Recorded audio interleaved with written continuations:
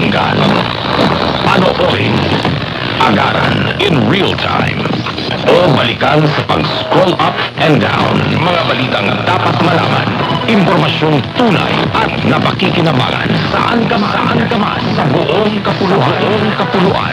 Papangon sa bagong sigla, kababayan, kasama ang social media, Howard Broadcaster ng bagong mamamayan, tapat sa pangulat.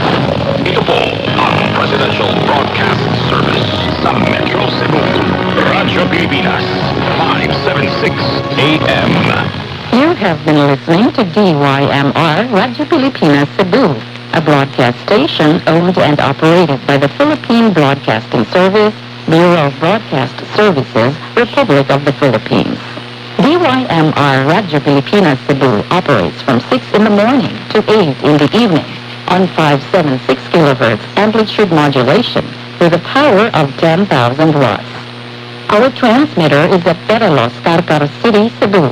Our studios and offices are located at the Cebu Technological University main campus, at the corner of MacArthur Boulevard and Palma Street, Cebu City.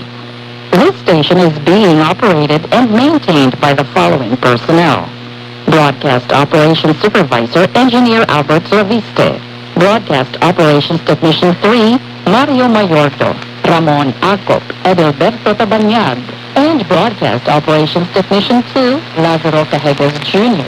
Ladies and gentlemen, thank you for making DYMR Radio Pilipinas Cebu a part of your day.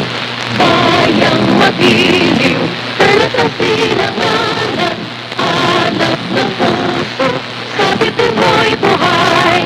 Lupang hinirang, bulan ka ng magiting, sa manlulupig, di ka pagsisiin, sa dagat at bundok, sa simoy at sa langit kong babaw, may dilagang tula at awit sa paglayang minamahal, ang kisap ng watawat mo'y tagumpay na naglililim, ang bituin at araw na kailan pa may di magdidilim.